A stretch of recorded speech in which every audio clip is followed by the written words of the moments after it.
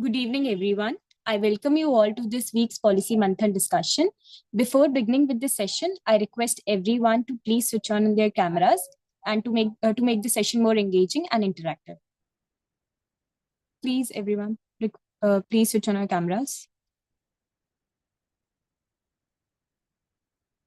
All right, moving on. Let me brief you about the instructions of the session again. The session will be democratic one where everyone will be given a chance to speak. You have to indicate your willingness to speak by clicking on the raise hand icon. All the speakers must adhere to the moral code of conduct of the policy. Nobody will speak over an active speaker. The videos must be kept on at all times since the session is being live streamed at YouTube. Be mindful and do not exceed the speaking time assigned to you. Every speaker will be encouraged to speak for 2 to 3 minutes. Speakers should be respectful while questioning and cross-questioning each other's view. No derogatory and hateful speech will be entertained at any cost.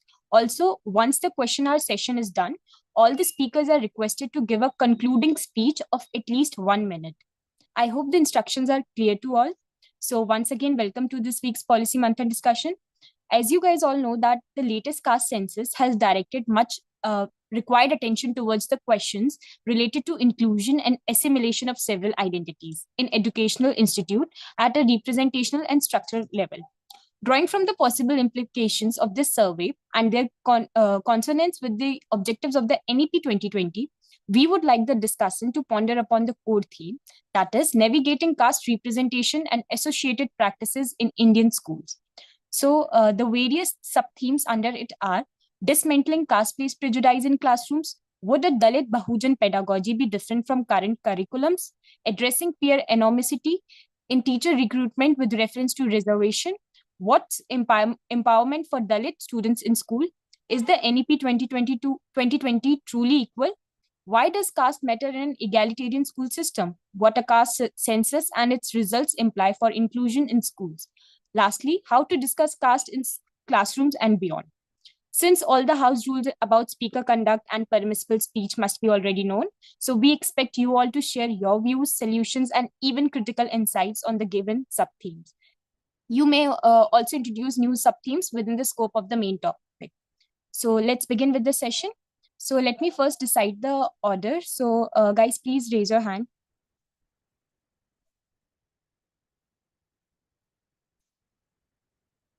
Okay. Ayush, first is Ayush, then Isha, then Nena. All right. So I would like to call upon our first speaker, Ayush. Yeah, you can go ahead. Good evening, everyone.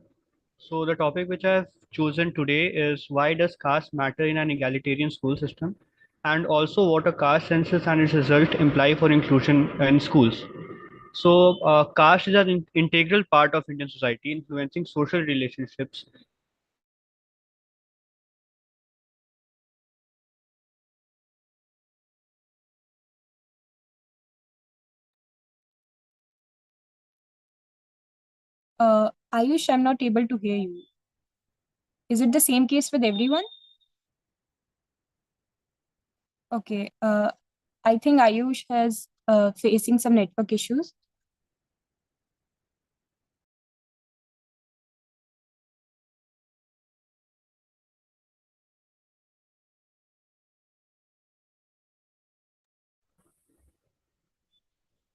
I think Ayush, meanwhile, Isha can go ahead till the Um, time he fixes the glitch. Or is it yeah, am okay I now? audible? Yeah, you are. Yeah. So I would like to reiterate that my topic is why does caste matter in an egalitarian school system, and what a caste census and its results imply for inclusion in schools. So caste is an integral part of Indian society, influencing social relationships, economic opportunities, and political dynamics. Caste-based reservation in educational sector was introduced to tackle historical injustice meted out to especially the Shudras and Dalits. It was during the anti-caste movement that the idea of reservation came up as a way for an egalitarian social order to ensure fair representation in socio-political order and to mitigate and compensate for the inhuman exclusion of humans based on ascriptive status. Reservation is implemented in politics, education, and political and public employment so that all those in the hierarchy can participate in nation building on equal terms. A caste census can provide a comprehensive picture of the diversity of the Indian society, shedding light on the social fabric and interplay between different caste groups.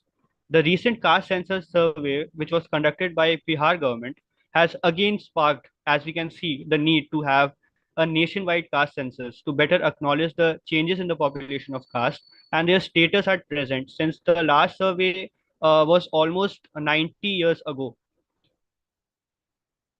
To better understand the use and significance of caste-based divisions in an egalitarian system of education or in any field in general, we should first have an outlook on the origin of the caste system. One of the most important facts of India's social structure, which is often overlooked, is that communities had been found to be dynamic and socially mobile. Even the census commissioners of British India had noted this and encountered enormous difficulty in classifying the entire population in rigid caste categories. E.A. Gate, the census commissioner of the 1911, stated that apparently caste looked fixed and an immutable category, but this is by no means the case. In fact, new castes come up as a necessity, as the necessity arises, and old disappear. When one section of the caste develops peculiarities of any kind, a different occupation, habitat, or social practice, or more rarely, a different religious cult, the tendency is for it to regard itself and to be regarded by the rest of the caste as something different. The feeling grows stronger with time until at last it or the main body of the caste withdraws. The result is a new subcaste and often in the end a new caste. So caste was not only identified and enumerated in spite of several difficulties, but was also tried to be grouped in the censuses of British India. In determining the status of the caste in Varna hierarchy, the occupation of the caste to which it was traditionally associated was taken into account. Like it is still practiced in the Asur tribes, that their primary occupation was iron smelting, and their whole outlook to life or anything in general is revolved around their occupation. So that's how important an occupation is for a tribe or for anyone in general. Now, the creation of groups, as mentioned before, does not go by any actual nature of the caste system followed in India, which is ever evolving and fluid in nature, as well as the resurgence of more than 4,000 caste and subcaste identities had the tendency to demolish the secular and democratic foundation of the independent India. For the prevention of the same, enumeration of caste except scheduled castes and tribes was stopped from 1951 census. After independence, the SCs and ST are the new official categories created under the provision of Article 341 and 342 of the census. Now, at the crux of this study, the most important issue which arises by fixing the enumeration of castes to just SCs and STs is the lack of credible representation of the OBCs, which was promised by the Mandal Commission in 1990, with additional suggestions of monitoring their progress after 20 years. The proposal to enumerate all castes was turned down by the Home Ministry. In the absence of recent data, the 1931 census data is still extrapolated to know the size and proportion of the OBCs as a part of the population. The National Commission for Backward Classes was entrusted with the task of revising the backward classes list periodically for the deletion of castes that have ceased to be backward classes economically or generally. For this purpose, the Commission requires the population size of such castes, their proportion to the district and state population. This mandate of the Commission is not taken seriously due to non-availability of data of castes belonging to the OBCs. Now, how does it link with promotion of better inclusivity in the egalitarian education system, which is practiced in India? Egalitarian education system is the truest sense where every student receives the same quality of education and the supporting infrastructure to perform and compete in a fair manner. In India, which is home to an ever-evolving and diverse demographic, equity is needed more than equality, in my opinion. The said equity shall not be based on the caste systems, but should be based on the economic backwardness of the population. To better understand this, we should take the example of Bihar again, where, as mentioned earlier, was conducted the caste census recently. In the results, it was found out that 63% of the population of the state belonged to the OBC section. Now, what shall be the way forward for the policymakers and the government when it comes to the formulation and implementation of the policies with respect to this data, which is credible and up to date, especially in the field of education? The government can put a cap on the fees charged by the schools in the state so that the quality of education can be attained by the marginalized sections.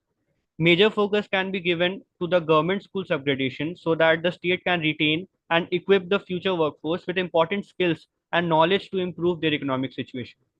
Special focus should be given to the economically weaker groups in job markets, with the reservation being inversely proportional with the seriousness of the job or the intensity of the work allotted.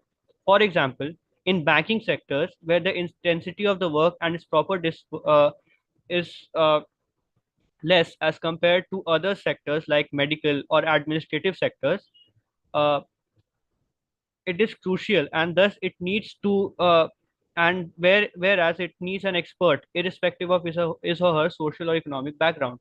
So the reservation should be less in cases of medical or administrative sectors where expertise is necessary, and it can be more comparatively in sectors like banking. Now, census can be conducted by the state government in every 5 years to check the progress of the economically backward and to also update the census data regularly. This would prevent taking advantage of the policies by the marginalized, like it is seen in case of scheduled castes and tribes in areas of job examination or entrance examination. As much as it is important to regularly update the caste-based census data for better policy formulation and implementation, it is still important to not promote it in such a way that it harms the secularity of the country by rigid divisions of the communities and using it as a general point of identification rather than it being skill based. As we move towards a skill based environment with the leveled field set by the technology, it is important to set the limits of the caste divisions uh, to just be economic in nature and to use it to disburse help to the needy and elevate them at the level of the general public in order for a fair competition. Students in schools should learn about caste systems and its history, but at the same time should not become a norm in their daily lives, which could lead to isolation of certain groups and thus would ruin the already slow progress towards a democratic and a truly secular country.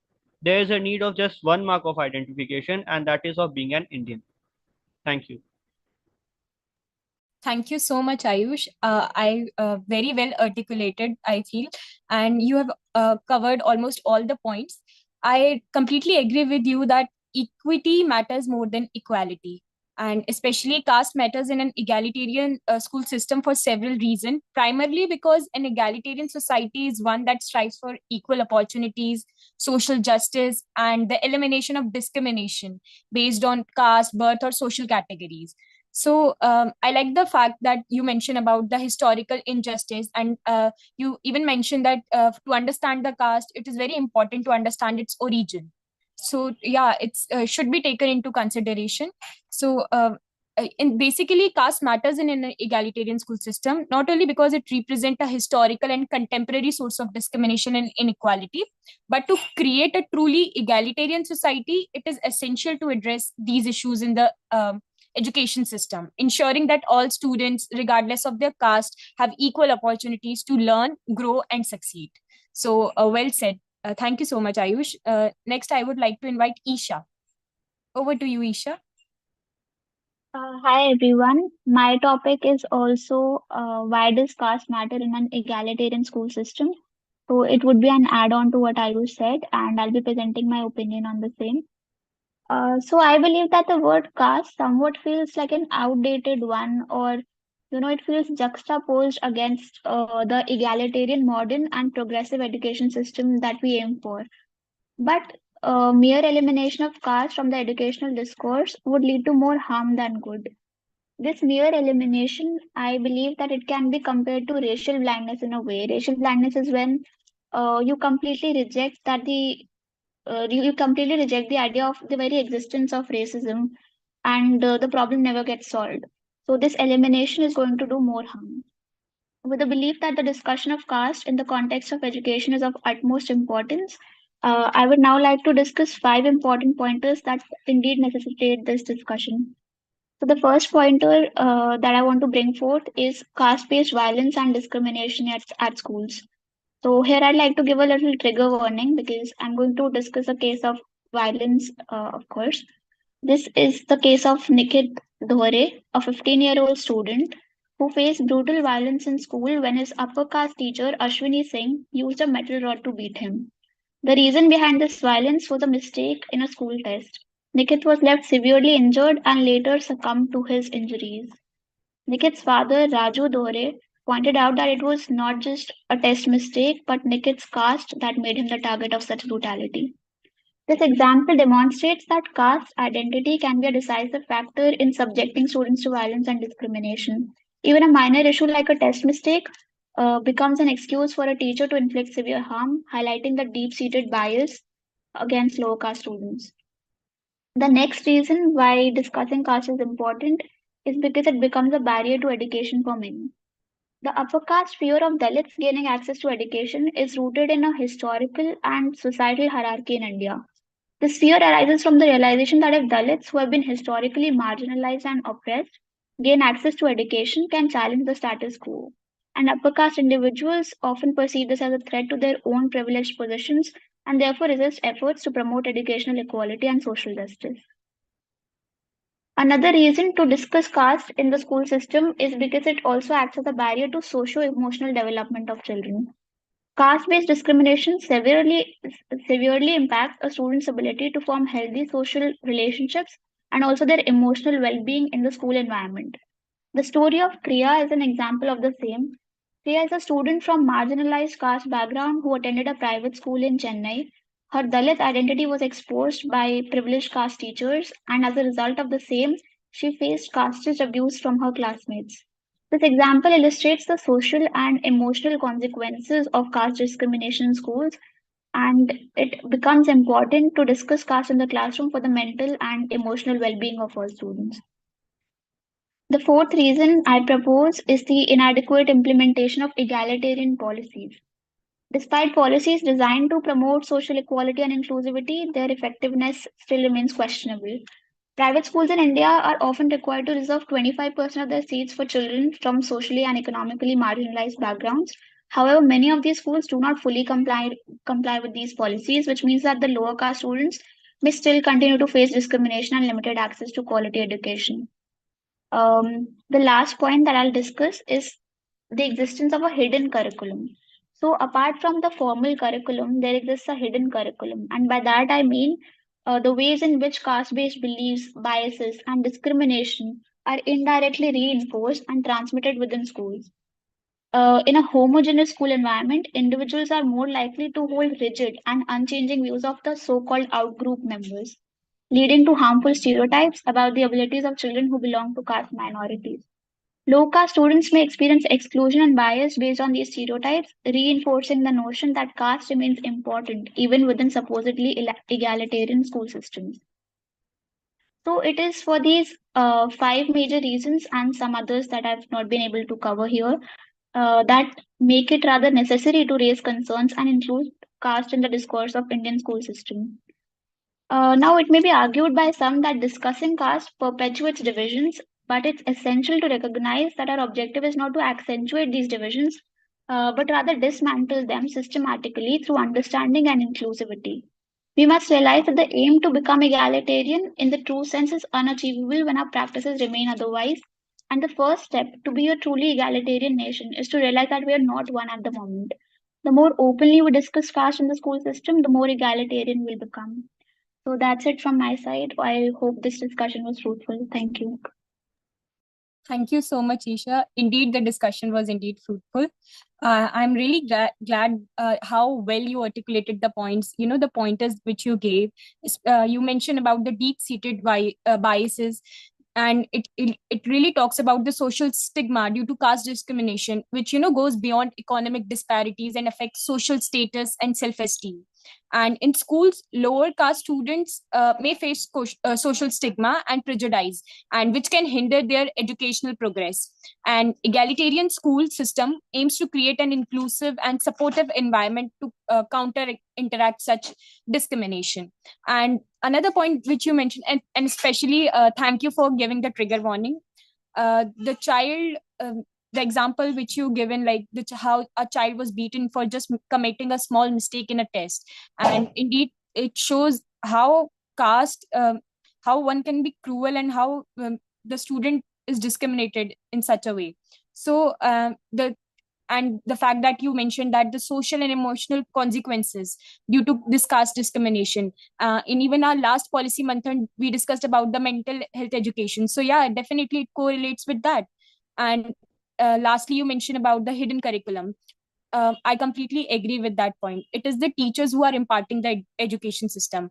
If they are like discriminating the children, and they're being biased towards them, then definitely the it is the indirect transferred, it is indirectly transferred into the curriculum, or in the education system. So yeah, I completely agree the fact that you mentioned that we are not here to accentuate these points. We are here to dismantle them. So yeah, we have to dismantle the caste stigma. We have to dismantle the caste discrimination that is prevailing in the society. So yeah, thank you for mentioning all these points. Next, I would like to invite Nana. You can go ahead. Good evening, everyone. My topic is the role of Dalit Bahujan pedagogy in dismantling caste prejudice in Indian classrooms. So, Isha has very well spoken upon the caste biases and discrimination that exist in the Indian classrooms. So, I will now go ahead with the topic. Prejudice in classrooms, in schoolrooms, is not always obvious to an onlooker. When we walk into a classroom in rural or urban India, it is not always easy to spot prejudice. It's not what often remains unseen because it is normalized and hidden. And there are various ways these like children from lower caste, which experiences difference throughout their school day across various situations. We need to address the subtle and obvious expressions of bias and hate speech in Indian classrooms. It's crucial to highlight that while some forms of discrimination, like separate facilities and physical abuse, are visible, there are also less obvious types of hate speech that can lead to the marginalization of communities in societal, economic, and political aspects. And in case of children, I would say it is also important to remember that hate speech or prejudice should not be viewed as isolated incidents, but as part of a larger context of discrimination. Now, for these less visible examples, I need not highlight. I think we all know many such articles in the news where children of lower caste are made to sit separate from other students. So, like such things exist, and it's not violence, but it is also a form of violence in a way. And it's quite common for discussions about prejudice to overlook what takes place within classrooms. We should take steps to tackle this issue by obviously introducing stringent anti-discrimination laws and like implementing the already existing anti-discrimination laws such as the 1989 Act and of course the Article 15. Nevertheless, we must also recognize there are constraints of depending solely on the legal system and consider a shift towards establishing platforms for dialogue within education system to address the problem. Ultimately, we should also acknowledge, in the case of children, that both the victims and the instigators of hate speech are impacted, and the responsibility to combat hate rests with the adults who shape the perspectives of these children. Now I will talk about a case study that I read in my research. It was conducted in the uh, it was conducted in two schools in Talsar and Mundhe villages in the Konkan region of Maharashtra. It assessed 84 students in their critical thinking process. It also attempted to assess the school's role in bringing students from different castes together, and it can be seen that schools and society complement each other in promoting uncritical thought processes, which in turn reinforce traditional thinking. The observations and findings presented highlight a critical issue in the educational landscape. That is the that is the failure of the current pedagogical approaches in schools to foster progressive thought and address deeply ingrained caste-based biases and prejudices. Caste matters are an inescapable part of the lives of these children, influencing their beliefs and views, and the study aimed to understand the extent to which traditional thinking and caste stereotypes shape students' perspective, their ability to think critically, and the role of teachers in facilitating this critical thinking. It revealed that there are elements of uncritical traditional thinking in children's beliefs, which is a significant concern. The capacity for critical thinking is underdeveloped, and the classroom environment lacks the essential elements of critical pedagogy. Schools are expected to play a pivotal role in breaking down caste barriers and promoting social harmony by creating an open and inclusive atmosphere that encourages students to form friendships across caste lines. However, the study uncovered that almost 60% of the students preferred making friends from the same caste, indicating a strong inclination to maintain caste based social divisions. The deeply embedded caste hierarchy is also evident, with certain castes being perceived as superior to others, leading to a lack of inter-caste interactions within schools. The findings reveal that a substantial portion of students do not support intercaste marriages, emphasizing the persistence of traditional caste-based beliefs in these children. Such attitudes are likely to perpetuate and strengthen existing stereotypes, hindering social progress. Additionally, it is also concerning to see that a significant number of students hold stereotype beliefs about the academic abilities of their lower caste peers, uh, reinforcing biases that may have been formed at an early age. The lack of critical thinking and discussions around caste injustices in the classroom is a critical issue that needs to be addressed urgently. Now, I would say, like in summary, the research underscores the urgent need for a fundamental transformation in pedagogy and the school environment to foster progressive thought, encourage critical thinking, and address deeply rooted caste-based biases. It also calls for comprehensive re-evaluation of educational practices and policies to ensure that schools serve as spaces for social change and inclusion rather than reinforcing existing prejudices and divisions. In conclusion, I would like to say that dismantling caste prejudice in the classroom is a crucial step towards fostering a more inclusive and equitable educational environment in India. The inclusion of Dalit Bahujan pedagogy plays a pivotal role in achieving this goal by integrating subaltern perspectives and experiences into the curriculum. We can raise awareness about the historical and contemporary challenges faced by marginalized communities, thereby promoting empathy and understanding among students. Moreover, incorporating this pedagogy can help to deconstruct the deeply ingrained biases and stereotypes that often perpetuate caste-based discrimination. It encourages critical thinking and promotes the values of social justice, equality, and respect for all individuals, regardless of their caste or social background. This not only benefits Dalit Bahujan students by validating their identities and experiences, but also empowers them to embrace their cultural heritage and contribute to the larger society. Essentially, the classroom becomes a platform for challenging and transforming deeply rooted prejudices, offering students the opportunity to engage in meaningful dialogues and introspection. As we move forward, embracing Dalit Bahujan pedagogy and advocating for inclusive education, we take a significant step towards creating a more inclusive, equitable society that upholds the principle of social justice and human dignity for all. Thank you.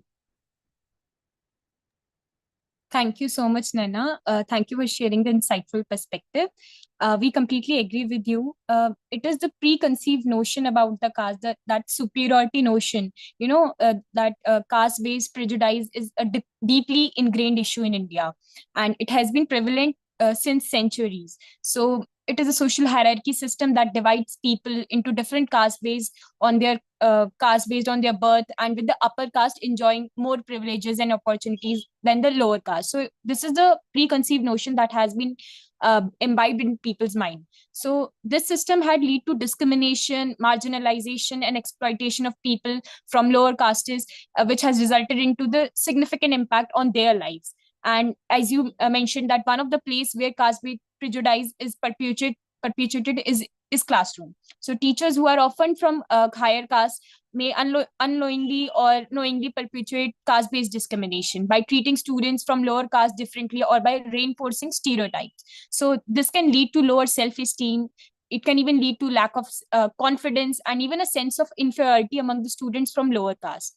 So to dismantle caste prejudice in classroom, like as you mentioned, revising the pedagogy is indeed important and should be taken into consideration.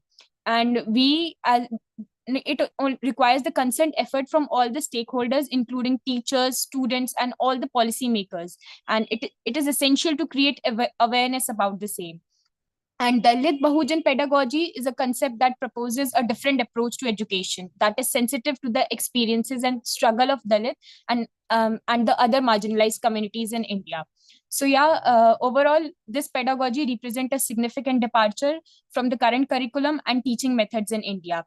It would require a fundamental shift in a way that education is approached. So with a focus on inclusivity, diversity, and social justice. So yeah, while it may be a challenging to implement, but it represents a necessary step towards building a more equitable and just society for all. So thank you for addressing this point. Next, I would like to invite our next speaker, Shweta. Shweta, you can go ahead. Hi everyone. My topic is what's empowerment for Dalit students in school. It is quite concerning that Dalits in India have such a low social and economic standing. A significant body of well documented information suggests that the Dalits, a segment of the Hindu society, are at the bottom of all social and economic metrics. Dalit children in India face poverty and are primarily educated in government schools, which often provide lower quality education than the private schools.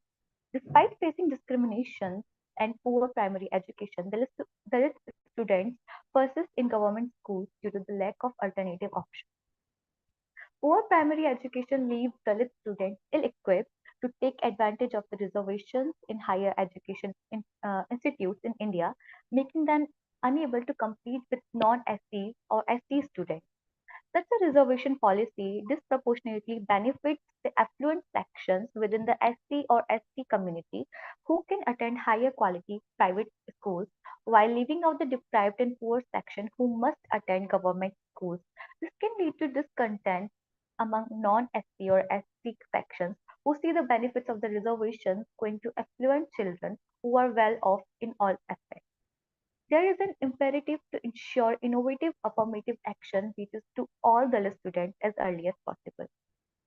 In order to negate the caste system, it is critical that Dalit students have access to high quality education, which they will be deprived of if they are left at the mercy of the public schools only. Hence, poor Dalit students should be provided with education vouchers to fund their school education. The idea of voucher was popularized by the Nobel Prize winning economist Milton Friedman. An education voucher will empower Dalit students to attend a school of his or her choice. If a school provides low quality education or discriminates against students, the student can move to a different school of their choice. This will allow for healthy competition between schools to attract students. The school can simply deposit the vouchers to the government and school fees. An education voucher will ensure a strong foundation for the students to compete in higher education and employment. The Dalit population continues to struggle for equality, though the progress of the past 2 decades shows hope for an improved level of equality within Indian society. Education is for its ability to empower the individual to strive for an improved quality of life. Ambedkar believed that the value of education was in the empowerment of Dalits to pursue political action for social reform through informed lobbying. Empowerment of Dalits and the oppressed cannot be achieved without education. What are the specific policy imperatives in education that we need? As far as education is concerned, the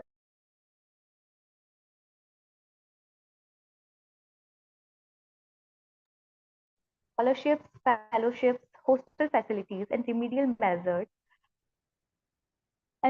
measures wherever necessary, besides supporting institutions of higher learning in hilly, remote, and educationally backward rural areas and small towns are required without any further delay. The caste system in India has done irreparable damage over the last 2000 years, and the underlying logic is also very clear. In a society where only 3.5% of the population has the opportunity to reach their full potential and become empowered through education, while 96.5% are denied these opportunities and forced to perform menial tasks based on their natal caste. It is difficult for the society to develop. The rigidity, as demonstrated by the past 2 millennia, is insufficient for the economic growth. To become an economic superpower, India needs massive investment in education, both in terms of improving access and quality. Over the past 150 years, efforts have been made to improve the quality of life for the Dalits of India through primary education. Education provides individuals with income, economic activities, and the ability to lobby for social change. However, the Dalits face lack of incentives to pursue education due to a long history of mistreatment and oppression. Caste harassment makes teaching environments unstable, places caste home on the outskirts of towns, and economically suppresses them. Various suggestions have been proposed to address issues surrounding Dalit primary enrollment, including night classes and all Dalit schools. 20th century policies have helped decrease enormity and inequality between groups, allowing the Indian government to focus on the national primary enrollment rate. However, large operations like the district primary education program have failed to address the root issues about the Dalits from attending schools. Providing free deworming medications at the schools have, however, proven successful in increasing children's health and enrollment levels. However, minor increases in incentives for Dalits to pursue primary educations are not sufficient to equalize the enrollment gap between the Dalits and the upper caste. There is also the necessity of training vocational education for Dalits. Seeing previous policies failing in this regard, promoting Dalits access to vocational education and training should be a top priority right now. To make significant progress, development organizations must continue exploring varying levels of incentives and pursuing national social equality in India. At last, I would like to conclude it with a sentence that Dalit empowerment could only emerge through consensus, not conflict, dialogue, not dominance. Thank you. Thank you so much, Shweta. Indeed, you have even concluded your point in a very well said manner. So yeah, thank you so much for raising this point about like what empowerment basically mean for Dalit student in schools. And empowerment, like for basically for Dalit student in school, it is a multifaceted concept, and it aims to address historical inequalities and create an environment where these students can achieve their full potential without facing discrimination. I'm really glad the pointers which you mentioned about like what the steps and initiatives should be taken into consideration to empower these Dalit student or the marginalized community. If I need to articulate your point in three simple words, I would say that it's about 3A: affordability, availability, and accessibility. So yeah, and affirmative actions policies like such as reservations can be instrumental in providing representation and opportunities for Dalit students. And these kind of policies aim to level the playing field by ensuring inclusion in educational institutions. So basically, empowerment for Dalit student in a school is about breaking down barriers and fostering a sense of dignity and providing opportunities for growth and development. And like even you mentioned, and before that even Ayush also mentioned that more than equality, it's about equity. So yeah, it recognized that every student, regardless of their caste or background, has the potential to excel and contribute to society. So and it strives to create an educational system that allow them to do so. So thank you so much for addressing these points. Next, I would like to invite Harshita. Good evening, everyone. Apologies for not being able to switch on my video. I'm now with fever. So, No nevertheless, issues, Harshita. I'll be speaking on how to discuss caste in classrooms and beyond. So, firstly, I would start with the scenario of a classroom. So, as we know, caste is a complex and a very sensitive topic, and it's a dynamic term. Like it's perceived differently from by different people, but it's really important to discuss it in order to understand and address the inequalities and discrimination that surrounds caste. So, starting with how to discuss it in a classroom. Firstly, before even starting with the discussion, you should ensure that there's a safe and supportive space, so where everyone is involved and is treated equally. So, just as in a policy manthan or anywhere else, we have certain ground rules that promote respect and understanding. Similarly, even in a classroom, you should have a safe and supportive space where you're not everyone is entitled to their own opinion, but personal attacks are not tolerated. Students are encouraged to share their own perspectives, own experiences, and opinions, but it should be clear that no one is obligated to do so. So the first step is to create such an environment, and then gradually you should start talking about what caste is, by providing a basic definition, or explaining it using a historical or social context. So it's if we understand it in simple terms, it's kind of a system of where it's a system of social stratification that is based on birth and heredity, and from where does a person come from. But so that is how you should start talking about caste, and then gradually you discuss the impact of caste on individuals and societies. So we know that people from different castes are often assigned different roles, responsibilities. People see certain people in a certain way, and that's how discrimination starts, that's how divisions start. And so it's important to understand that caste can lead to something that's called discrimination, something that's called exclusion, violence. So these are all products of what we see caste as. So that's how it's important to understand where this particular term is used in our life. It impacts people's access to so many things like education, employment, healthcare in day-to-day lives. um, and this can be further explained using examples, case studies, or even personal experiences that might be prevalent either by students or the educators, to make it more something that you can relate to. It's not something that is if when we talk about caste in a social gathering or something, it's something that is taken as aloof. It's like it's not a normal conversation when we talk about things like caste. So that is something that classrooms should also avoid. It should be more concrete, it should be relatable for students. So yeah, and students should also be encouraged to think critically about caste. Like, how do they see caste in the society? What are the different ways in which caste kind of manifests itself in our society?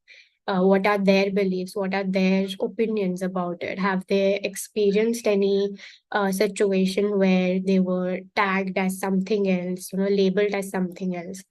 So, what are the consequences of having caste discrimination in the society, and what can they do as individuals, or what can people in the society do as individuals to, make it more equitable, make a more equitable society? So these are certain things how you can, discuss caste in classroom. So I just wanted to say in a nutshell, it's not something that you cannot, it's a different thing that you talk about. It should be incorporated in day-to-day conversations. It should be incorporated in textbook learning. It's not a it's not a completely different thing that should be, you talk about in certain situations, or, if there's something and you talk about caste from somewhere else. So it's something that should be caste in itself, discussion about it should be inclusive as much as people should be. So that is about caste in the classroom. Talking about beyond the classroom, it's again creating a safe and inclusive environment is a common point. So the discussion space should be safe and inclusive. Um, you should educate yourself about people should educate themselves about the history, the social cultural aspects, and even current issues related to caste. um, Another thing, everyone should really recognize that it's a deeply sensitive issue. So when I say, incorporated in day to day, it doesn't mean that you should understand what you are talking about. You shouldn't, you should approach discussions with empathy and respect. And, people may have personal experiences and emotions attached to it. So you should always and consider the sensitive aspect and the respectful aspect that surrounds caste. Again, using inclusive language, you always avoid derogatory or insensitive language or some terminology that might be uh, disrespectful or inconsiderate. um, Contemporary issues, like something that's ongoing right now, ongoing impact of caste in contemporary societies, as my fellow colleagues have also talked about, like issues related to privilege, affirmative action policies. You should address these issues, regarding all these kind of contemporary issues. We should also encourage diverse perspectives, as I also said in the case of classrooms. Um, Again, promoting critical thinking, it plays a special role in society where people critically think about what caste is, what its implication is, what will happen in the society if caste discrimination is not taken care of. um, Again, fostering empathy and, avoiding any kind of stereotyping is again respecting individual experiences. These are all a few ways in which we can discuss caste beyond classrooms. And it's important to also recognize that caste intersects with other social identities as well. Like we have gender, we have religion, we have socioeconomic status. So everything is kind of intersectionally related. So it's important to also address and discuss how these intersections, impact individuals. A lot of times we also coincide the terms caste and, it we it's important to kind of understand the differences between these coinciding terms, because it's often used interchangeably. And yes, just to give a few little examples in detail, what can help in raising awareness of caste and its impact, even in classrooms and even beyond, say, workspaces as well. You can organize, these are a few examples that I'm thought of, organizing screenings of films or documentaries about caste, so that people relate to, people understand what happens, even though it's a film, even though it is a movie. And there are certain films that are based on real life experiences, even documentaries. We can also host guest speakers, especially in schools, where who can share their personal experiences of, caste discrimination or their work on caste related issues. um yeah, and it's the most important part is to really get involved in caste related activism in your community, be it your student community, be it your work community, or a society as a whole. So it's important to remember that there's no right way to discuss caste, be it inside a four-wall classroom or beyond that. But the best approach is, it depends on your audience and the context in which you are discussing it. So yes, that's all I had for today. Thank you so much, Harshita. Very well articulated. Indeed, discussing caste in classroom and beyond is crucial to foster understanding and challenge stereotypes and work towards a more equitable society. The points that you mentioned, like the primary aspect should be that creation of a safe space or a safe environment. I completely agree with that. We have to create a space, an inclusive space where students or participants, feel comfortable sharing their thoughts and experience without the fear of judgment. Like you mentioned, the example of this policy manthan. Yeah, Yeah. we have this democratic space where we have a freedom of expression, but here no derogatory speech or hate will be entertained at any cost. So I'm glad that you mentioned this point. Another point that you mentioned about the providing historical context, like to begin with, a brief overview of the history and the origin of the caste system in India is indeed important. Understanding its historical evolution is essential for meaningful discussions. And the fact that you mentioned about empathy, yeah, we should encourage ourselves to ourselves, and not only ourselves, we should encourage others as well to put in the shoes of individuals from marginalized caste community and groups. Developing empathy by discussing real life experiences and challenges they face should be taken into consideration. And the inclusivity, if we talk about the use of inclusive language, using a respectful language, using inclusive language when discussing about the caste, which is being a sensitive issue. So avoid we have to avoid the derogatory terms and encouraged others to do so, to do same. So yeah, we have to challenge the stereotype and engage in conversations that challenge common stereotypes and misconceptions associated with caste, and emphasizing that such biases are harmful and counterproductive. So even the steps that you mentioned about that we should do kind of movie screenings and all, that fostering an open dialogue and allowing for open and honest discussion even when opinions differ. So yeah, we have to encourage such discussions, questions, but also guide people to express them respectfully. So incorporating discussions about caste in classroom and beyond is an important step towards social justice and a more inclusive society. It can help break down barriers and reduce the discrimination and promote empathy and understanding among all the individuals regardless of their caste background. So thank you so much for addressing this point. Thank you. Now I would like to give you some questions and I would like you to ponder upon. uh, First question is NEP 2020 truly equal when we talk about navigating caste in education?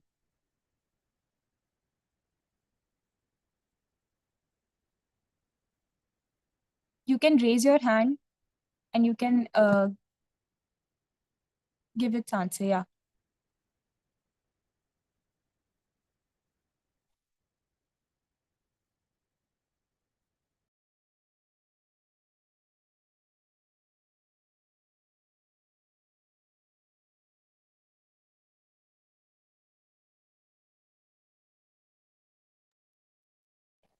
I'm repeating the question. Is the NEP 2020 truly equal when we talk about navigating caste in education system?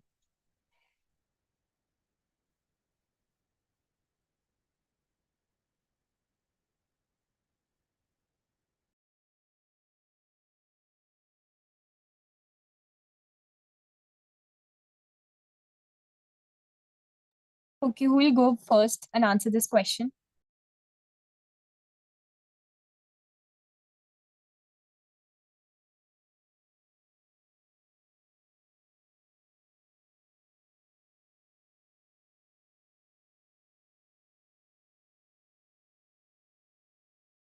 Can I go? Yeah, sure, Harshita. Go ahead. So as far as I have understood and read the policy, according to me, it doesn't adequately address caste discrimination, because if we see, they've used the term socially, like SEDGs, socially and economically disadvantaged groups. But who are these groups? Who are the members of these groups? Like, does it focus on Dalits? Do they focus on OBCs, SCs, STs? Like that is it's a way too broader term. So we don't know which groups are they focusing on, what are the challenges these groups are facing. Also, again, we don't know the issues. So there are a lot of issues that schools and other educational institutions face. So the NEP doesn't explicitly mention caste, and if they had to give any policy recommendation for issues faced by educational institutions or schools, it doesn't explicitly mention issues revolving around caste. So again, it doesn't, as far as I know, because I'm not, there might be something mentioned, but as far as I've read or understood, it doesn't also, there aren't any measures to address caste-based discrimination in terms of even teacher recruitment or, not only students, but also educators. So it's, again, uh, even if they have to revise the policy, it's important that any policy, the main thing is, even if you address certain measures or recommendations, it's important you implement them properly.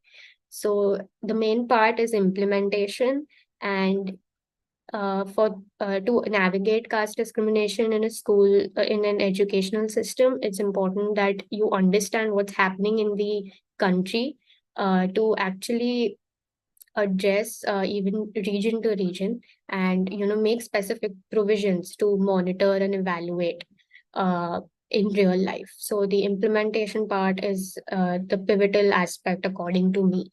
And I had seen that they used the term SEDGs, so that is one of the things I observed, that we don't know which groups are they talking about. So yeah, this is what I had to say. Thank you so much, Harshita. I think Isha would like to add on something. Yes, Isha, you can go ahead. So I really agree with Harshita, because I think that the NEP 2020 might not be evidently very thoughtful about the issues around casteism. But one of the major aspects that we discussed today was pedagogy and how the historical aspect of caste can be included in the formal curriculum. And regarding that, I think NEP 2020 has given a lot of flexibility.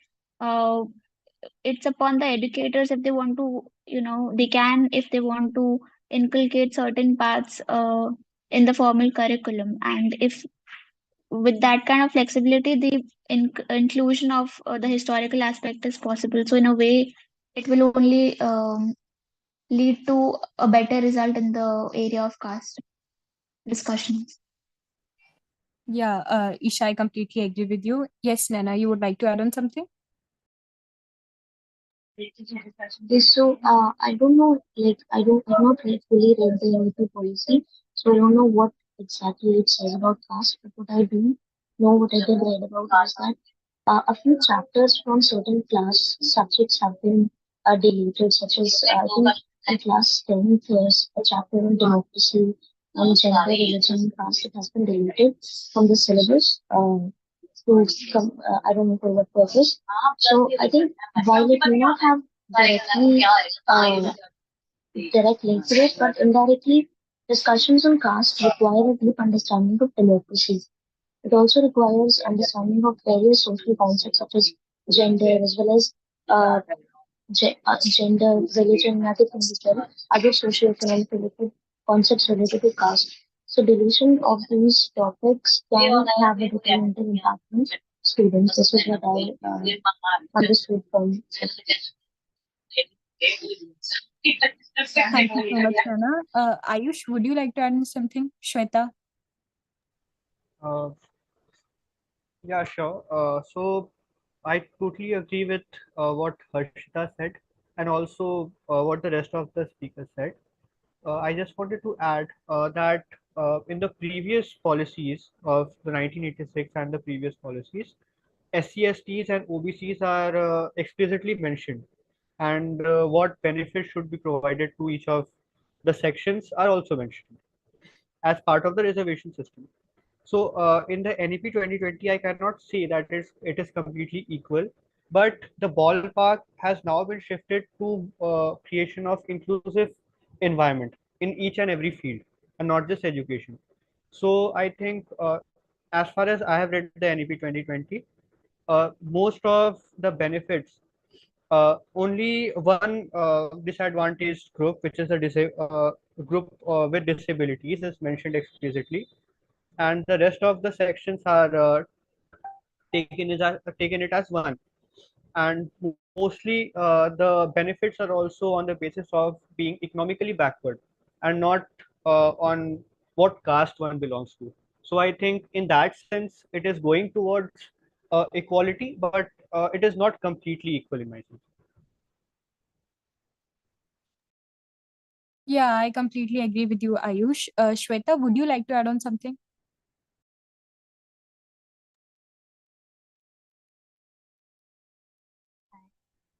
I'm sorry I didn't go through the NEP very thoroughly, but I think uh, policies are not the question here, but I think the implementation should be the big question here, because policies have been there since so long, but the implementation is the real question. As I mentioned in my topic, that there are so many policies, they have created so many policies, but at the end they don't work because the implementation is not uh, really well. So I guess it's where we should work more on.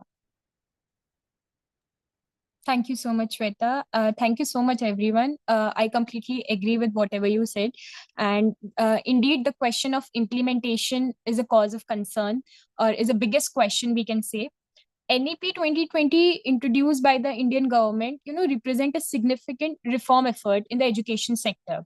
While it emphasizes about inclusivity and equitable access to education, the question of whether it's truly equal in terms of navigating caste in education, remains a subject of debate. Like on one hand, it talks about several positive aspects that promote inclusivity. Like if we talk about in terms of early childhood education, the policy recognizes the need to focus on early childhood education, potentially benefiting children from marginalized backgrounds, including Dalits and lower caste community.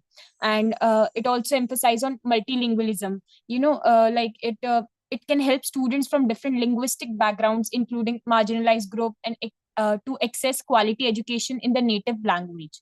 And if we talk about reservation and scholarship, it is also one of its positive aspect. The policy uphold reservation for SCs, ST, and OBCs in higher education, ensuring representation.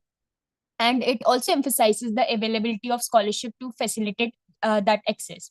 So, but we beside that, we have some pain points, or there are also some cause of concerns and criticism regarding NEP's commitment to that true equality.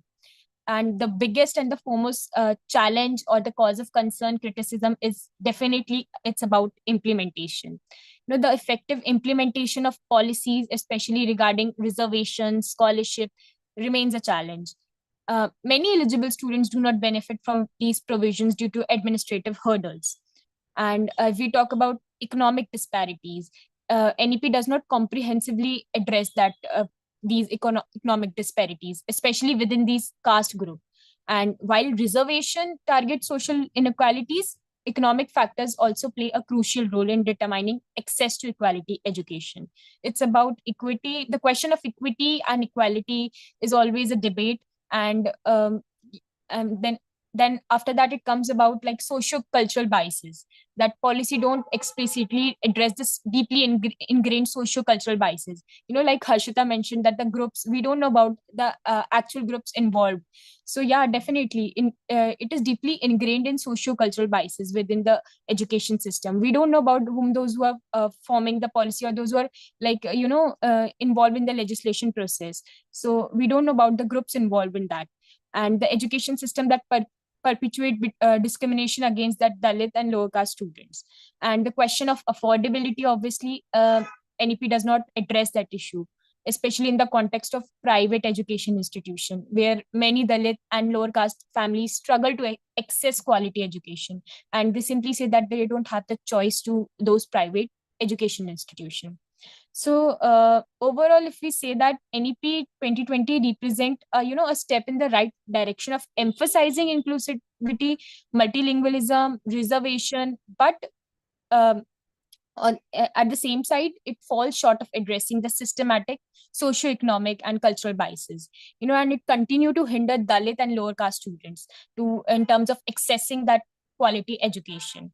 And the policy's true effectiveness in navigating caste in education will definitely depend on its implementation, like as you all said. So it's depend on its successful implementation, monitoring, and continuous adaptation to address these deeply rooted challenges. So I hope you get the idea about what basically NEP has talked about. Does anyone like to add on something?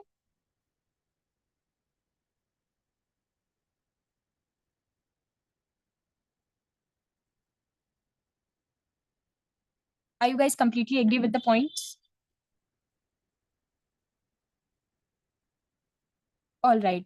So the last question which I would like to take is, what are the policy recommendation or policy reform that one should be taken into consideration while navigating caste in education?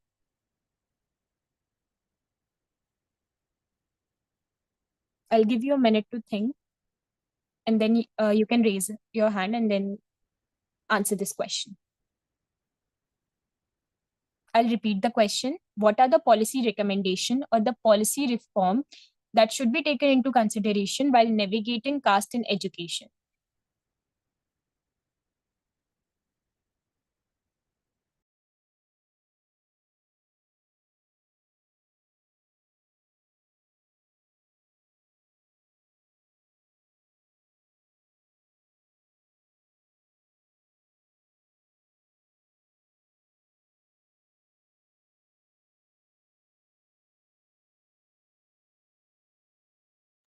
All right. Yes, Isha, you can go ahead. So I'd like to elaborate on the point that I mentioned earlier. I think that integrating studies revolving around caste in the formal education system or the curriculum would be really useful, because that would help end the stigma that caste is surrounded by. Um, Even more importantly, I believe that if students are educated about the caste system, then I don't think that caste itself in itself is a problem. The problem is casteism and not caste. So if students are familiar with the various castes that exist, they might be able to firstly empathize with others and understand where they are coming from, and also own their caste identities, be proud of their own caste identities. So one way is to integrate caste studies into the formal curriculum. The other policy recommendation could be more inclusivity in the recruitment process, because if teachers come from a diverse background, from diverse backgrounds, I think that can set a great example for students as well. So, yeah, these two. Thank you so much, Isha. I completely agree with your point. Ayush, you can add on. Yeah, you can go ahead. Yeah. So, in my opinion, a roadmap is necessary in this regard, especially for education and also implementation of plans regarding caste system in general, because by just correcting one section of the society, one can't think of correcting the whole society or each of the sections in general. For example, like Isha mentioned that uh, introducing caste system or education related to caste in the higher education is necessary, and also implementation or allotment of teaching roles to a diverse section is necessary. These are the two sections which are important, but at the same time, education from the smaller age in families also plays a great role. Like if a family or the parents have the mindset of stereotyping based on caste, that would be highlighted or would be showcased by the child as well. So there is a need for a roadmap created, and also its proper implementation, so that the stereotyping related to caste and the problems which the lower caste families or working population feels should be prevented. Yes, thank you so much, Ayush. Harshita, yes, you can go ahead. Yes, so taking into consideration our previous question itself, the NEP 2020, if it's truly equal. So, one of the policy recommendations in itself would be explicitly mentioning caste in any education policy or program. So, to ensure that this issue is not ignored or underplayed, just as we saw in NEP 2020. Another thing would be to so there are students who experience caste discrimination, but they do not report it. They don't have a place to go and report the incident. So you should have certain kind of grievance mechanisms where the students can address complaints if they are being um, if they are experiencing any kind of caste-based discrimination in schools, be it by their peers or by the school itself. So, giving them a hand in where the students can go and report their complaint, that should be taken seriously, because there might be so many cases, especially in India, where students are, they take a back seat from reporting due to certain consequences, or they're not given a space in the first place to report or address their issues. So this mechanism should be there. Another thing I would say is teachers or educators should be trained in a way where there should be anti-caste discrimination curriculum as well as training for teachers, so that students they're not only given a kind of support by their own teachers, but they also learn how to promote tolerance and understanding, and they are encouraged to learn. As Isha said, it should be a part of the curricula to they should be given a chance to learn about caste discrimination and its impact. And as we know, we also have certain policies on reservations for Dalit students. But again, implementation is a key. So I think reservation policies should be implemented really well, more than just telling that certain seats are reserved for certain students. But are they actually reserved is the main question. So implementation for such programs is also necessary. So according to me, these would be certain reforms. Thank you so much, Harshita. Well said. Uh, Naina, Shweta, would you like to add on something?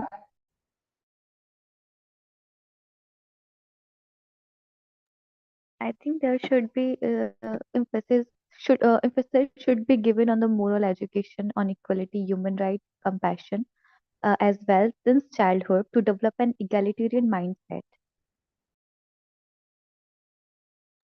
Yeah, I completely agree with you, Shweta. The aspect of moral education should be taken into consideration. It's the moral education which can create empathy and which can foster inclusivity among all the students. Nana, would you like to add on something? Yes, so as Harshita highlighted, that teacher sensitization and training is also a must in this process.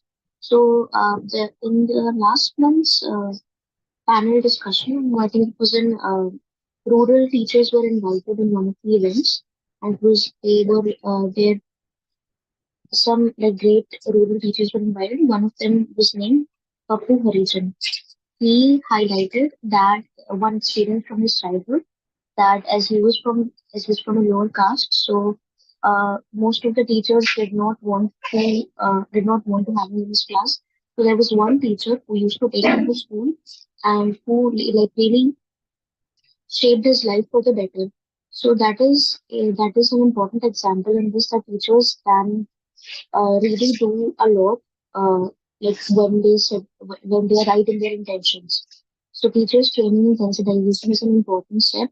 Also, in one of the sub-themes of this day's policy conference was peer animosity among teachers who are hired through recruitment. So there was There must also be sensitization regarding this so that teachers who are hired through reservation are not alienated and they're not made to feel that as if uh, they are less in terms of in any term as compared to teachers who got hired through merit-based process. So yes, that's my message. Thank you so much, Nana. Thank you for sharing your views. I'm glad that how each one of you mentioned the points and well articulated the facts about the policy reform and recommendation. Navigating caste in education indeed requires a multifaceted approach, and it involves policy reforms and recommendation that aimed at addressing historical injustice and promoting a more inclusive and equitable education system. So like Isha mentioned about, like Isha and Nana both emphasized on teacher training and sensitization aspect, providing training to educators to make them aware of the caste based issues, biases and discrimination, and equip them with the tools to create an inclusive classroom environment is indeed an important aspect, because after all it's the teacher who are imparting the education. And another point mentioned by Ayush, like he emphasized on the family aspect, like the child main environment or the direct environment is family itself. It's about how the child is being raised and how, like the upbringing his upbringing is totally is equally important in that aspect. So if the family is well educated, then definitely it will influence the child's development. I'm completely agree with Shweta mentioned about the aspect of moral education. To develop and to foster the sense of empathy, respect, dignity. For that aspect, moral education is indeed important. And lastly, Harshita mentioned about the point of implementation, which we can't ignore, and it is the utmost or the foremost requirement for the policy recommendation. And even Harshita mentioned about, like how we one should while making the policy, one should explicitly mention about the caste. So yeah, yes. And when it comes to implementation, it's not just about being in paper, it's about being in practice. So definitely it should be taken into consideration. Apart from that, I would like to highlight some of the policy reforms and recommendation. Like we can have a comprehensive data collection, collecting a comprehensive socioeconomic and educational data, including caste based data, to understand the disparities and assess the impact of policies. And like as you even mentioned about the affirmative actions and reservation, it's not about the policies that has been already formed, it's about their implementation. Like without it's about their implementation and monitoring, and while ensuring the transparency and accountability in their implementation, like to maintain and strengthen the affirmative action policies. Like we have reservations for SCs, STs, OBCs in educational institutions. So government should ensure the transparency and accountability in the process. And the inclusive curriculum, even you all mentioned about that, like developing and implementing a curricula that is inclusive, reflecting the diverse perspective and histories. And this can challenge the stereotype and the prejudice that promote a more accurate understanding of the different caste group. And mentorship and introduction of the mentorship and support programs can establish it can help students from marginalized caste backgrounds to guide and assist them in their educational journey. And we have legal framework, definitely, like strengthen and rigorously enforce legal framework that prohibit discrimination based on caste, ensuring that violators face consequences. So regular monitoring and evaluation aspect, establishing a system for that regulation, monitoring and evaluation of the impact of policies on caste in education, with a focus on measuring outcome and addressing the shortcomings. And lastly, it's all about the community engagement and awareness and sensitization uh, campaigns. And like addressing caste in education requires a holistic and sustained effort involving not only the policies, but also the change in attitudes, practices, and systematic structure. These reforms and recommendation are essential step towards creating a more inclusive and equitable society, equitable educational system, but that promotes social justice and opportunities for all students, regardless of their caste or social background. And it's not just the policymakers or the government; we are also the equal stakeholders for that matters. So for that, now I would like to conclude the session with the takeaways that we have drawn from this session. That if we like overall, the need for inclusive educational system, while in progress, is evident. Much work remains to be create a more inclusive and equitable educational system in India. And navigating caste representation and associated practices in Indian school is a complex and ongoing challenge. While there has been a significant progress, but caste-based discrimination and inequality continue to plague the educational landscape. And it is crucial to recognize that a truly inclusive and equitable educational system is not only a matter of social justice, but it is also a prerequisite for the nation's progress and development. By implementation, the recommendations that we all discussed and even like mentioned the all you mentioned, so it can foster a culture of inclusivity. And if we talk about our country, India, we can strive for a more equitable educational system where every student has the opportunity to realize their potential, regardless of their caste or social background. And the major aspect that plays a very important role is about the implementation, which is a pivotal aspect. So yeah, thank you. I hope you guys enjoyed the session.